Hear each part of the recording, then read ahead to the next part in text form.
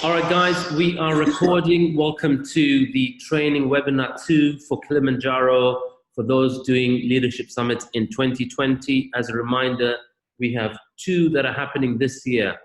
This year, August route, we are doing Lemosho route, which is shown over here. So I just want to re-present this to everybody.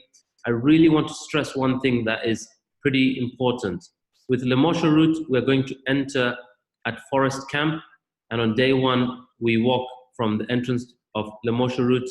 We go to Shira Camp 1. On day 2, normally this route is done over 8 days, or not normally, there's an option for 8 days because people find day 2 and day 3 hard because they're 11 kilometers in total. We are combining day 2 and 3 into one day. So we're doing 11 kilometers in one day on day 2. We'll go from Shira Camp 1 to Shira Camp 2, and then we go to the next camp that comes after that, which is called Shira as well. So we're going to be at Shira Camp, and we're going to cover 11 kilometers on day 2. In comparison to other routes, on the second day, we walk the equivalent of about 5 or 6 kilometers, and we are already above 3,000 meters altitude. So 3,000 meters altitude, when you have to walk 11 kilometers, we really feel that. And so for that, I'm going to emphasize those of us that are training this weekend, those of us that are training in the UK and joining our trek this weekend. And if you're not with us this weekend, that wherever you are in the world, if you're in Australia, if you're in the US, that you plan a 15-kilometer trek, and that 15-kilometer trek, you are loaded with a bag that is between 3 and 5 kilos in weight. I need our legs and our body and our back and our shoulders to experience what does it mean to carry a load for 15 kilometers. Because 11 kilometers at altitude will be about 7 hours of walking. And if we walked 15 to 16 kilometers at ground level, it can take about 4 hours. So you want to get a sense of even 15 kilometers that we need to cover, and we're hiking, wherever we are, whether it's Australia, the US, or London, it will still take us about 4.5 hours to do that. And you can add some break time.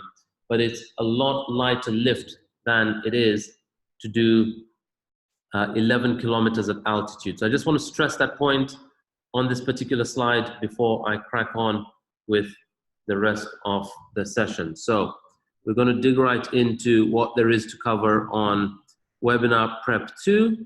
As a reminder, guys, we have some people that are now signed up for November Trek. So November Trek is happening, and we have, I've also invited 2 groups of people who are interested, they're inquiring. I've invited them to join today as guests. I'm not sure if they will join. One is Shaylee and Aryan, and the other is one of the people who's joining us from Maputo as well. So I'm not sure if he's joining as well. Just message her.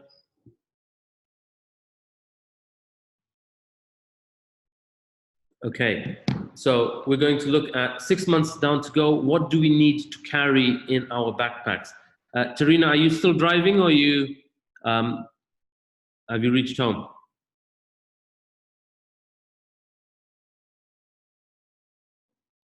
Sorry, I was on mute when you said I am home. Yes. Yeah. Okay. So if you can have a look at the screen. Yeah, that's fine. Yeah. Yes.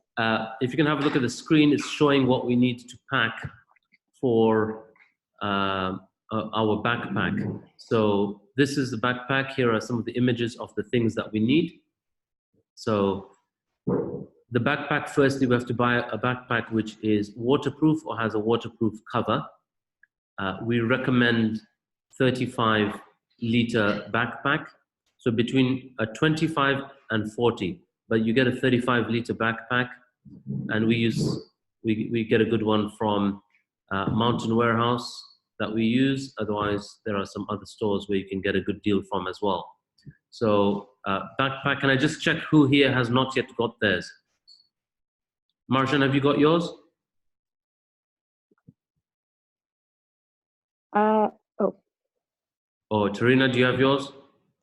We, not all 4 of us. We need to buy a couple more. Sarja and I have, well, we have 2 between us for the moment. Okay, so it's important, everyone listening in on the recording, that you're buying one that is properly designed, which has a waist support, because you need that thick belt around the waist to reduce the strain on your upper back and shoulders. Very important for hiking. And then most of them, like the one I have here with me, comes with a waterproof carrier at the back. And at the back, you get a breathable net like this. I don't know if you guys can see this. It's got a little breathable net on the back. So it prevents the accumulation of sweat, which will very easily happen and build up as we start going up the mountain.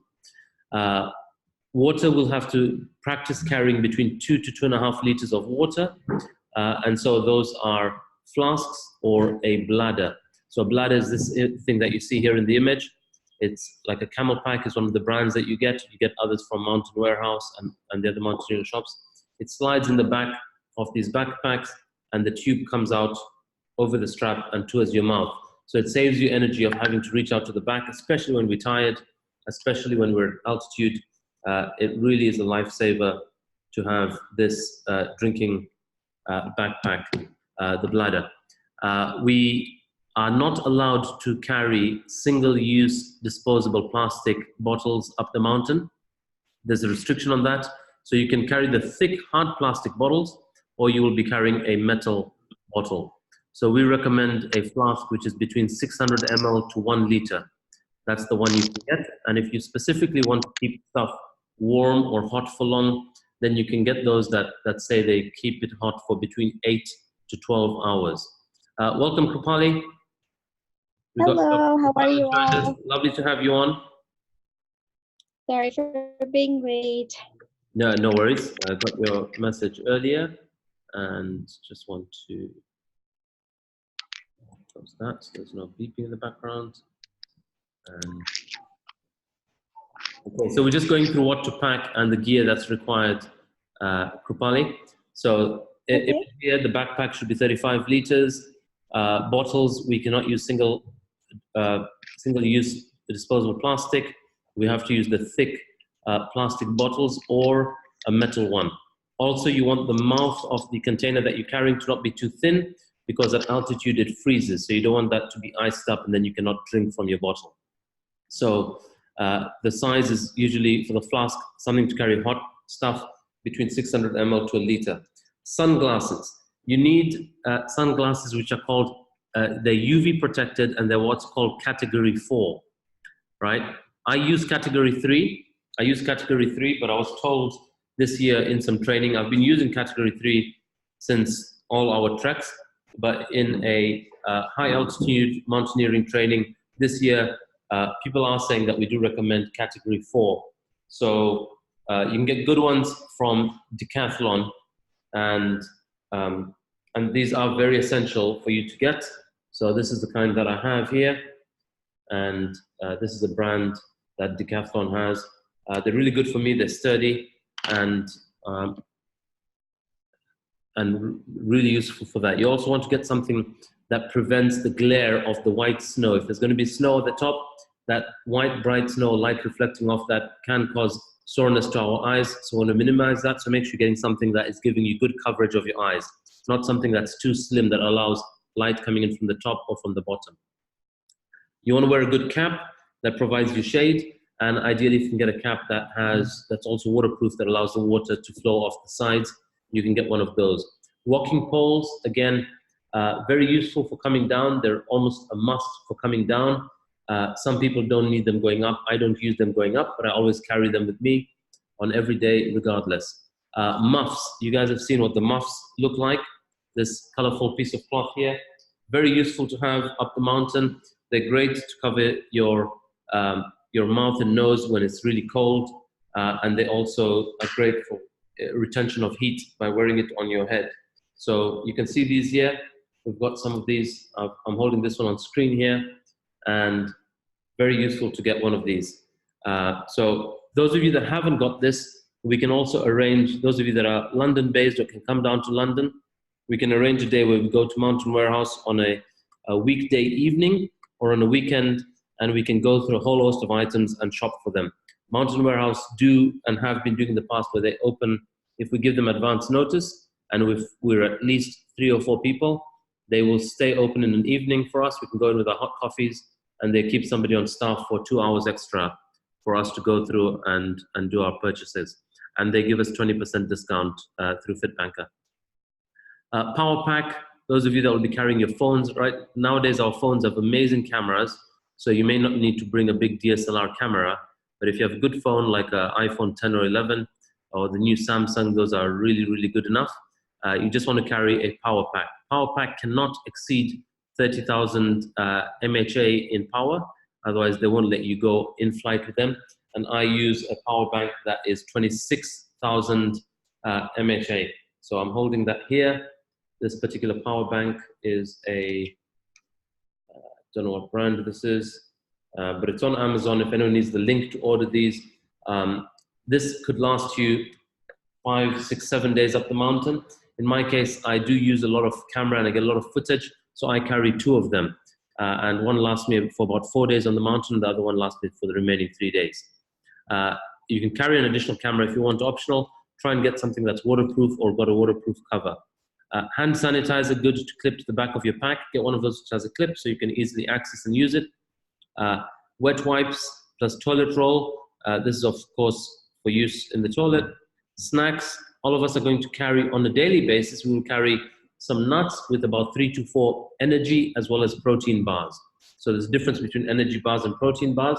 We want to have energy bars earlier on in the day and protein bars later on in the day.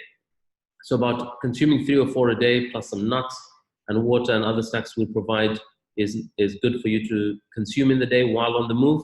That's separate to the meals we'll be having when we stop, and there are hot meals and hot breakfast and hot supper.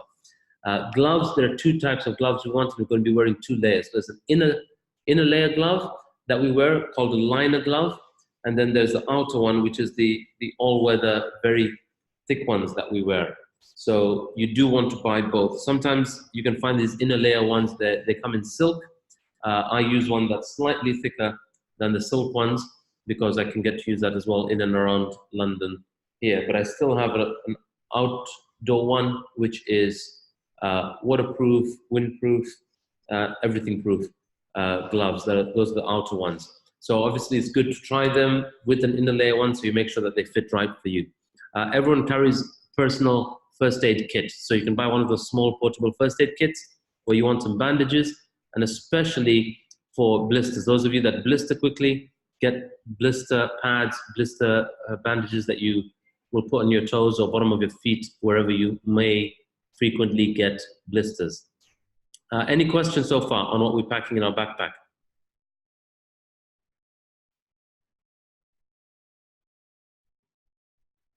No questions?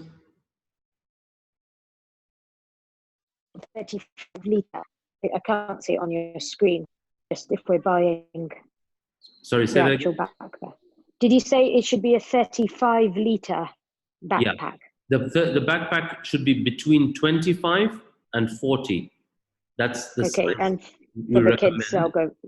For Yeah. me, I'm slightly smaller, the 20 litre, if that's not too big. Okay. The reason some people are able to get away with a 25 litre because if the kids like Dia or your kids, if it's 20 to 25 litre, their waterproofs and their layers itself will be smaller in size, and therefore they can fit more in a smaller bag. But I recommend going for the 35 litre, between 30 and 35. Yeah. And Okay, if you go for 40 or more, it might unnecessarily be big, and you learn to practice minimalism on the mountain. So packing only what's necessary. Yeah, okay. All right. So these are the layers. So everyone asks me, we've given you a full list of all the clothing you need to buy, but people still come back and ask us a lot of questions, and I'm still anticipating people will still come and ask, but I want to show you visually what the layers look like. So on a summit night, meaning on the night that we're going to go for summit, we've got Saj who's joined. Welcome, Saj. So the first layer, whether male or female, you're going to wear an under thermal. This is the pink one to the left here, right? This is the first layer everyone has to wear. It's also what I'm wearing right now. This is a merino thermal. So the first layer, if you're not vegan, then you should buy a merino thermal. Vegans tend to not get these because they're made of wool, of course, but merino is a particular type of wool which is self-cleansing. and hypoallergenic, and you can wear it for up to 4 days. So it doesn't, it's sweat wicking as well, it doesn't smell, and it's great for up to 4 days. So for 7 days on a mountain, you just need 2 merino thermal layers. Above that, you'll be wearing a high performance t-shirt. So you'll be wearing a t-shirt like this, the breathable type that you wear in a gym. And on top of that, you have one of 2 options. You will wear a fleece top, or you'll wear what's called a soft shell top. So, any questions? Sorry, Torino, was that a question? No. Yeah, okay. So you're going to have a soft shell or a fleece top. And above that, you're going to wear a down jacket. So again, down jacket is made out of duck or goose feather, and a goose down or a duck down. And those are, again, this comes up for vegans. They don't want to get those. You'll have to get one that's made out of polyester. If it's made out of feather, it's a lot more warmer. But yeah, if you get a polyester one, try and get one with a good fill, so a pretty thick one. Very key to note that climbing gear and jackets is not the same as ski gear. Ski gear is designed to be bulky. It's not designed to be packed in your backpacks and to be moved up for multiple days. So specifically what's created for climbing or hiking are things that are designed with material that's both lightweight as well as warm. So you might have a very puffy big jacket for skiing that may not be ideal on the mountain because it will take up a lot of volume in your backpack. You can try it out. You can try and see on our training treks, if you have a ski jacket, how much volume that consumes in your backpack, and if you're able to carry it. And then above that, you need the ultimate layer, which is both a windbreaker as well as waterproof. So that's very crucial that it's a windbreaker as well as waterproof. There will be very strong winds at the top. And in fact, we get jackets that have what's called a taped seam, which means they're waterproof. There's a taped seam where the stitches go, and it prevents that additional water coming through. Any questions on the layers before we move on?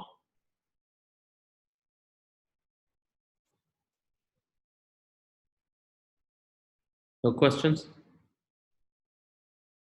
Okay, so here's what not to carry with you. Any idea what this is?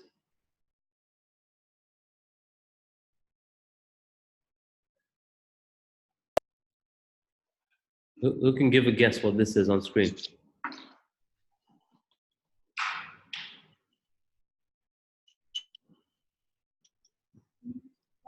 Saj? Did you mean what's missing? Yeah, no, this is what's not to carry with you up the mountain. So any idea what this is, I'm saying? A rucksack with pretty much all of your fridge belongings in it. So no, so what this is, this image, you can see the image, right? Yes. Yeah. Basically, this is the one not to carry up the mountain. This is something that really weighs people down. It's the weight of judgment.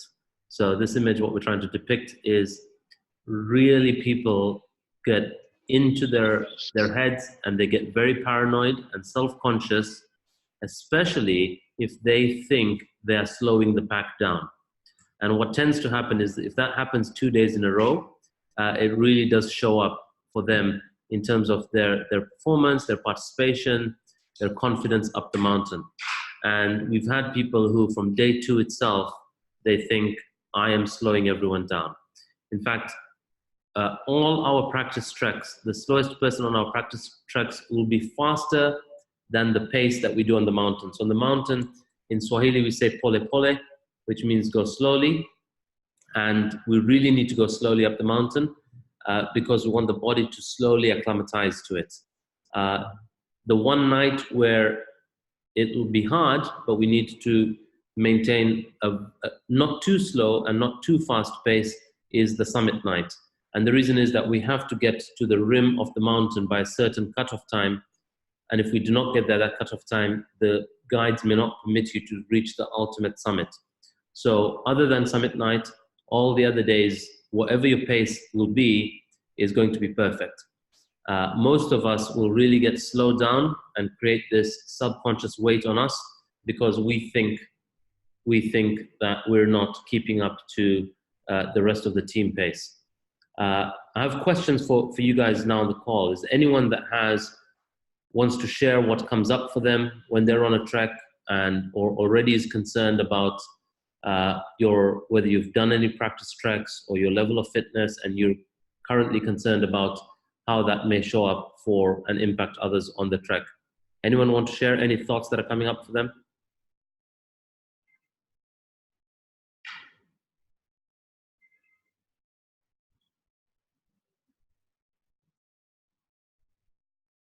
Any concerns you guys have about your... Hey, Ronnie,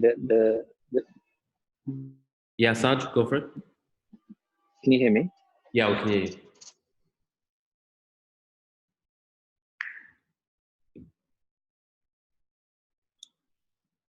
Saj, you put yourself on mute again? Hi, can you hear me? Yeah, can hear you now.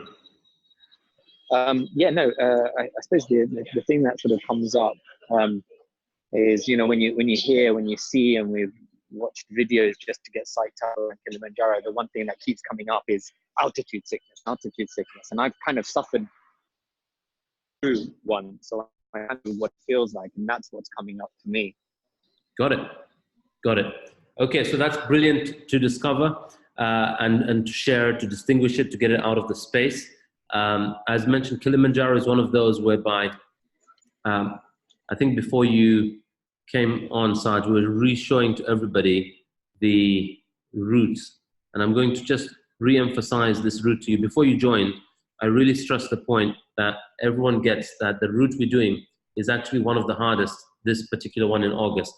It's the hardest route because of length and not because of altitude. So if you can see the image right now on screen, can you see this image?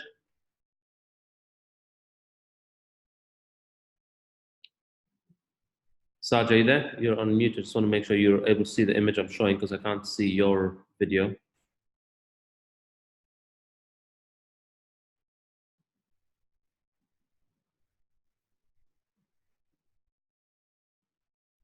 Okay, I'm not sure if Saj is in and out of signal, but I will, I think he is. So I'm just going to show very quickly to address Saj's concern. What I want to emphasize to us all is the approach of this climb, or the tactic or the strategy of this climb, is called climb high, sleep low. So when we start off from Forest Camp, we go to Shira 1. That day from Shira 1 to go to Shira 2, we will go slightly higher in elevation and come down to Shira 2. Because we're not stopping there, we're going to have lunch there, and we're going to crack on to the next stage. The following day, to go from Shira to Barranco Camp, which is the day 3 of our walk, we're going to go from 3,800 meter altitude. We will walk up to 4,600. This is where all of us will experience some form of altitude sickness or reaction or symptom. So some of us will definitely, most of us will have headaches. Some of us might throw up, and most of us will have loss of appetite. But we will only go there for lunchtime. We want to breathe and acclimatize and get a bit more comfortable and confident at that level. And then we'll come down to sleep at Barranco, which is at 3,900. So that day we move from 3.8 altitude, we go to 4.6, and we come back down to 3.9. So we've net gone up only 100, but during the day we climbed high. We went 700 meters or 800 meters north of where we started that day, and then we come back down to 3,900. And by doing that, we are getting our body and our red blood cells more efficient at operating with less oxygen at that level. So the design of this trek is to really increase our chances and reduce our susceptibility to responses to altitude. So I got what you're saying, Saj, and it's good to just acknowledge that.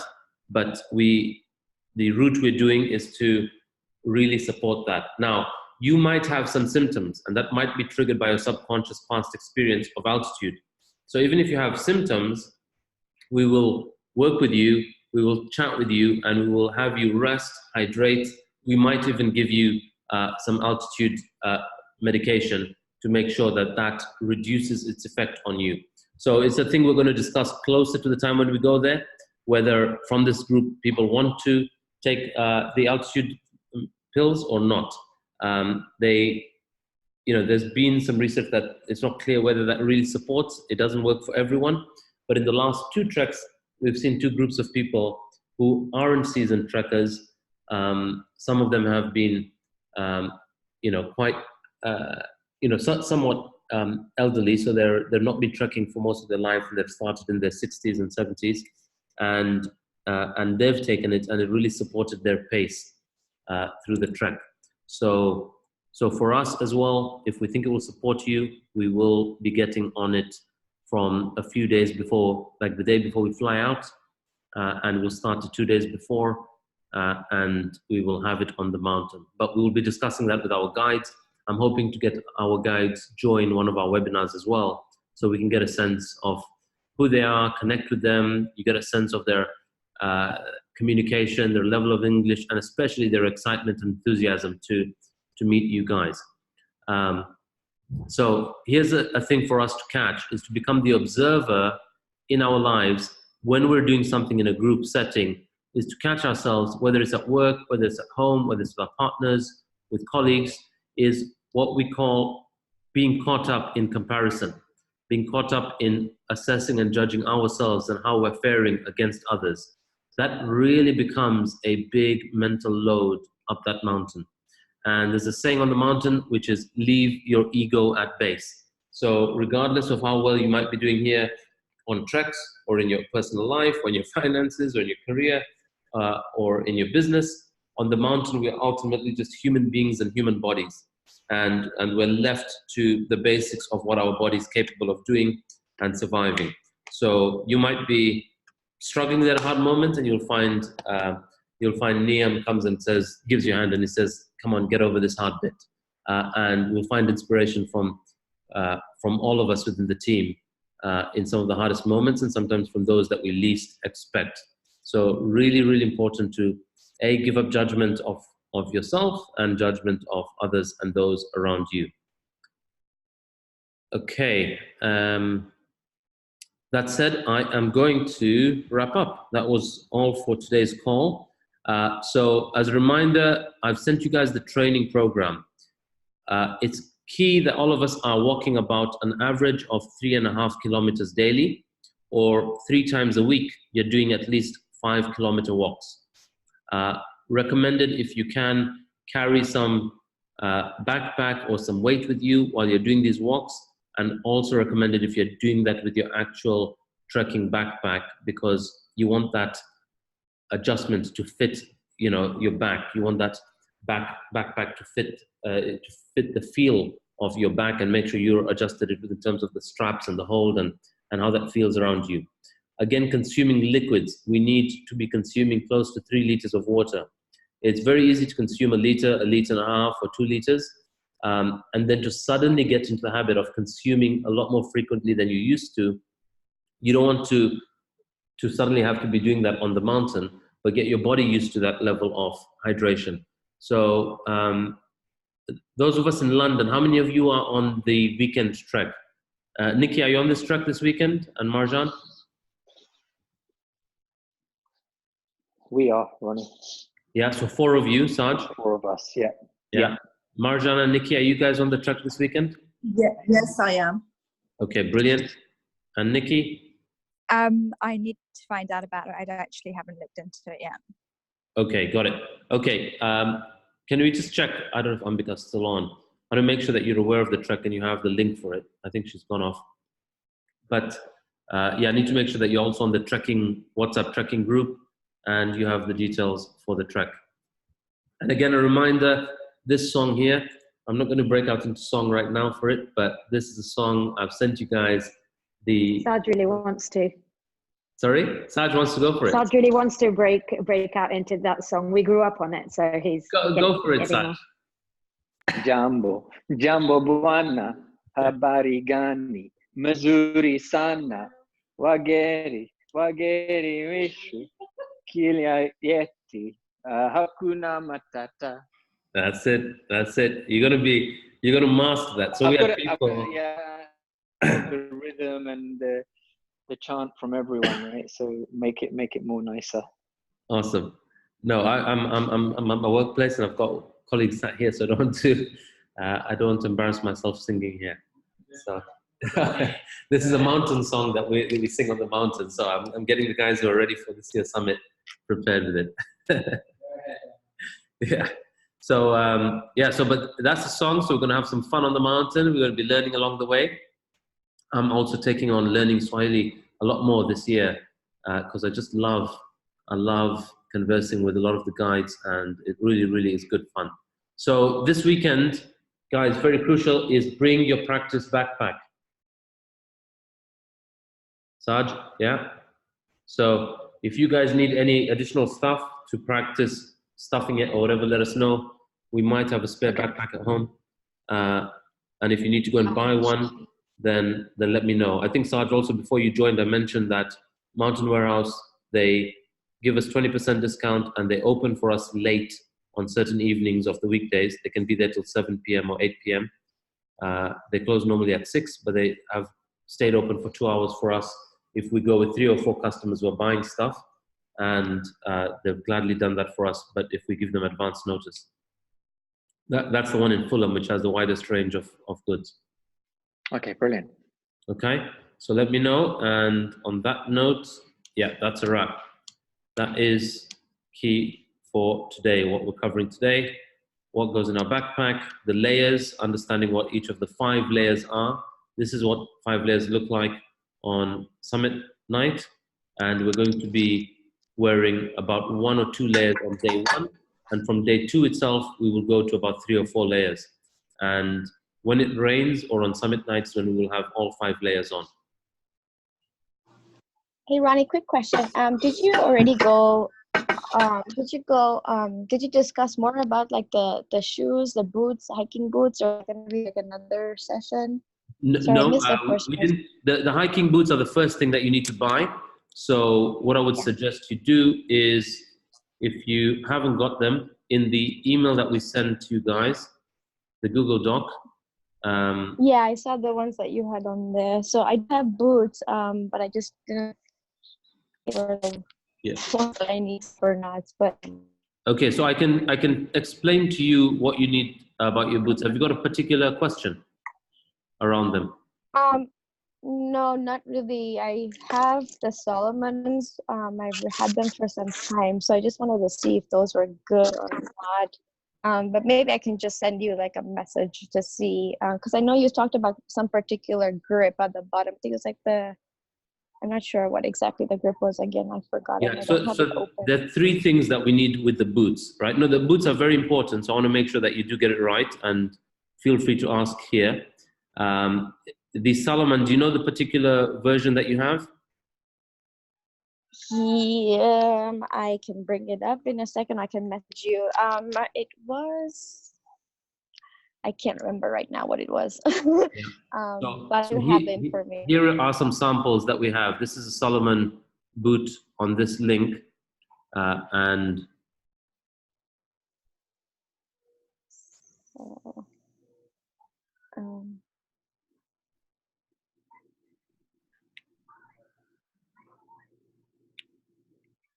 yeah, I don't have it on me right now which one I have, but I can definitely send you a message once I.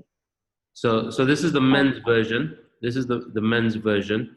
The 4D3 GTX can be used, and the GTX can also be used. The 4D is the latest version. The equivalent. Actually, that's the one I have. That's the one you have for women. Yeah. Yeah. So the equivalent for women is, I'll show you which one that is, and it is. I'll show that to you here.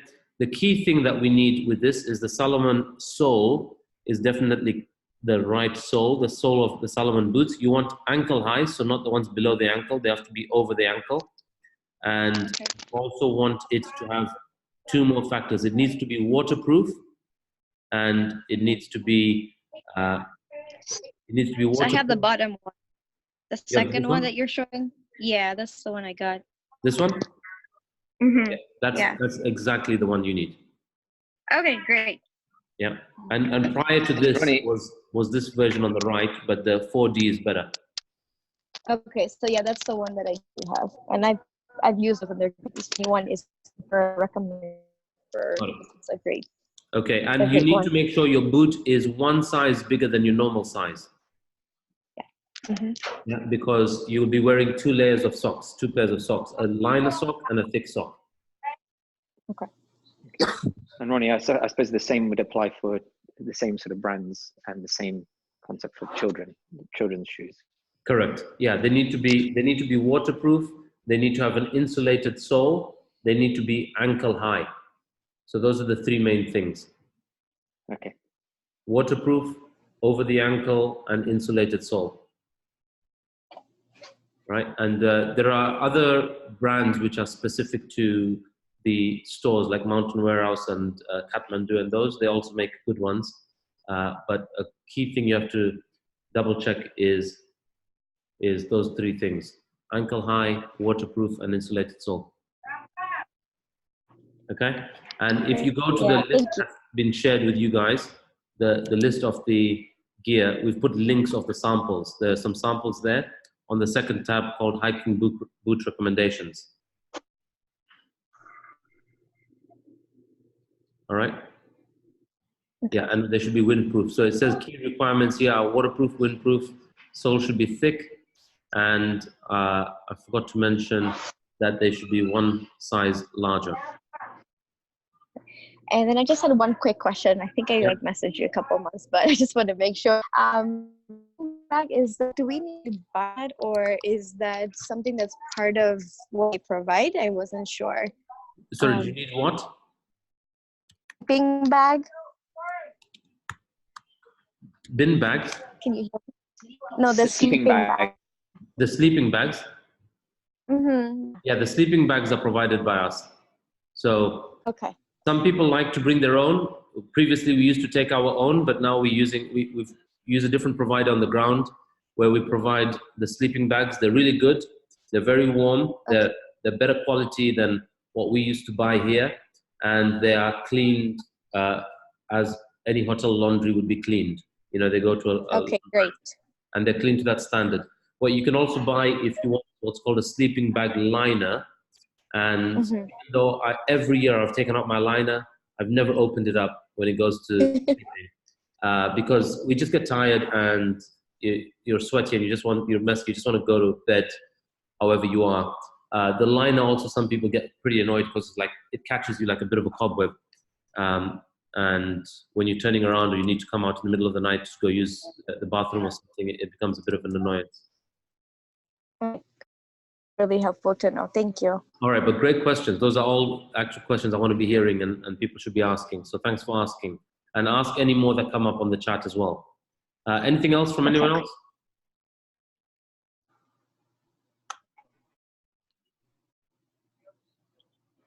All right.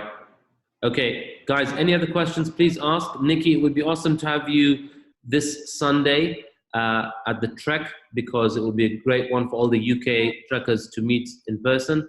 And it'll be a great distance we're doing about 10 miles, it's about 16 kilometers. And if we're carrying between a 3 to 5 kilo weighted bag, it's a good test for us knowing where we are as a starting point and therefore how much more we need to train. All right. I'm sorry, I think I missed that part. Is that the how much we're expected to have like on our daily hikes is 5 to 6 kilos? 3 to 5 kilos, between 3 and 5. 3 to 5. Yeah, between 3 and 5 kilos. But for practice, we always want to practice a bit harder. So if you're carrying a 5 kilo backpack, so my backpack here is like this. It's pretty big. And to be honest, I use it to come to work and all, and it's a pretty good backpack, and it's always about 2 or 3 kilos in weight. But when we're going on a trek, we want to have additional weight in there. So you want it to be a trial run. If you put your waterproof layers in there, you put some snacks in there, you put 2 to 2.5 liters of water, that should weigh in total about 3.5 to 4 or 5 liters, 4 or 5 kilos. Okay. Yeah, and that's I'm what sorry, we want to practice our treks with. Okay. Just you showed your backpack there, Ronnie. Do you have other examples or links for backpacks for the actual climb that we should I'll be send looking some. I'll to send get? some now on the chat, and then I'll put them also in the gear list document. The gear list document is a live Google document, so it has some links already. But I'll send some as well on the chat now. Brilliant. Thank you. Okay, is that it? Yep. All right, Thank cool. you. All right, guys, bye for now. Lovely connecting, and I'm going to share this recording with the rest of the team. And please, wherever you guys are internationally, please schedule in a trek this weekend. We have only 6 months to go, and that means 6 big treks before the actual mountain. All right, guys, bye for now, and see you guys on Sunday. Bye. Bye. Bye.